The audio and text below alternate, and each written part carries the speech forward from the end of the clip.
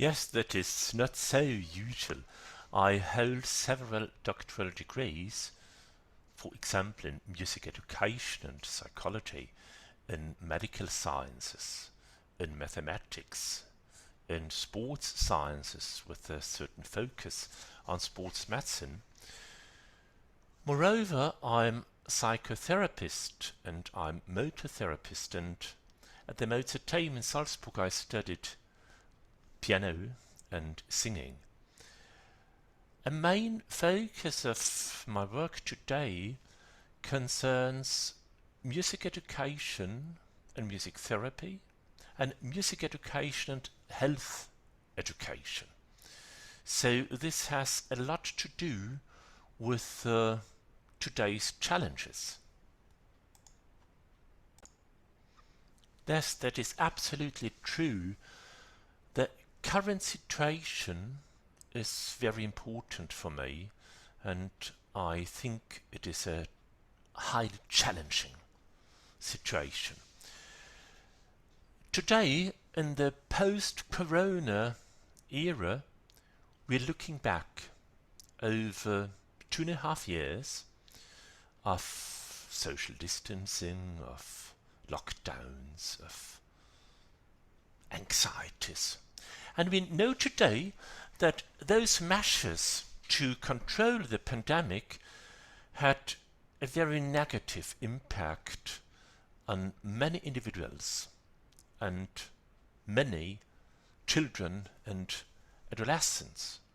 So today, approximately a third of the younger generation in Germany can be diagnosed with a psychiatric diagnosis. It's somehow similar in Austria, similar in the Czech Republic. What does that mean? That is a high amount of psychological and medical problems. And this is also challenging for education. So we have to pose the question, what can we do? In fact, music education, together with other subjects, sports education and arts education, are called to contribute to enhance the mental health of the youth and to perform so-called subclinical therapy, therapy of subclinical syndromes, that is, not syndromes which can be really diagnosed in a psychiatric way and which must be treated by professional therapists or at hospital. But there are many, many issues, mental issues, affective, psychoaffective issues that we can treat with music and music educational means. Oh yes, my article together with Jirina Jurčičková, it does not only concern Germany, but it has an international perspective. What was the background? The background was firstly to identify main psychological issues in the younger generation and pupils, students, and on that basis to develop, to construct music educational methods that can support personal growth, that can alleviate symptoms, syndromes, that can help to promote mental health and to promote psychosomatic health. Much of that has to do with music-based or voice-based self-regulation techniques. So a goal was how to combine music education, music therapy, and music-based therapeutic and medical approaches.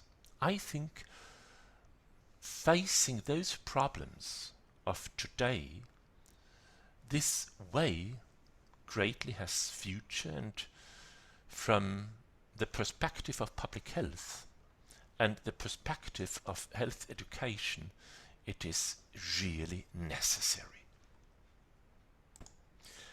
Oh yes, what is the goal, what is the aim of this conference? On the one hand, we have to state that also internationally, music education or sciences in music education are not really very advanced. If we compare, for example, with genetics, with epigenetics, with neurosciences, with neurosurgery, with quantum physics, music education and music education research looks a little bit simplistic, too easy. Let's see, all our learning processes have a neurological or a neural basis. So we have to know what is going on in the brain if we learn music, if you experience music, if we enjoy music, and on that basis also to develop music educational methods. So a very important perspective is music education must say goodbye to purely subjective theories and personal and individual opinions. For example, in Germany, a huge amount of music educational techniques, music educational concepts is really just based on individual views, but not on scientific reasoning, on scientific research. I think internationally, music education and scientifically based music education needs a quantum leap, needs really much progress and a completely different way of considering and a completely different way of how we develop, how we construct music educational interventions and methods. Yes, of course, the Congress invited leading people from different disciplines, for example, systemic medicine. Why? Teaching music, experiencing music, music education has to be seen in a very complex and dynamic way. There's the personality, there's the brain, there's the cultural background. We have so many factors influencing the musical personality, the way of how we appreciate music, the way of how we play, of how we experience. Moreover, today we have to use music to enhance health. For example, singing. We know that singing has a really good impact on the immune system. We know precisely how music influences the limbic system in the brain, and via those processes we can control anxieties, depression. We know music and neuroplasticity, which is the most important basis of learning, and which has later on, if somebody gets a stroke, for example, music triggered neuroplasticity has a very positive impact on neurorehabilitation. So we have to see music education in a true interdisciplinary way. It does not only concern how to teach and I use this method or that. We have to understand the background. So please say, for example, what are we doing in medicine, in surgery? An operation is not only the technique, it is of course the technique, but this technique has a very, very precise scientific basis. The same should be in music education. It is not only the personal experience or an individual view. Music education must become more scientific and more professional.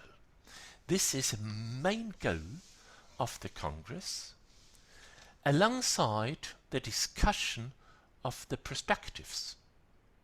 Today, the post-corona era, many young people have psychological problems. We experience the many political tensions around the world. We are confronted with an economical crisis, with an energy crisis. We feel the fragility of the world, but we have to live in that world, not only to survive. We also have to enjoy our lives. We have to focus on the quality of life. This is also an educational target. How can we contribute to that? If you take music, this contribution has a lot to do with the core of our Congress. Oh yes, what can the Czech Republic contribute to the international progress of music education and of scientifically based music education? In my opinion, in the Czech Republic, music education has a lot of what we can call best practice. But similar to other countries, I think the scientific basis is not too developed. By contrast, we have fantastic experts in the Czech Republic.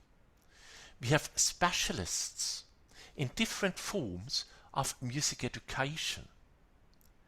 We have high-ranking specialists in music therapy. We have, for example, at the first medical faculty of Charles University in neurorehabilitation, we have, in my opinion, the best neurological music therapy in Europe. We can greatly profit from those experts, especially if they collaborate.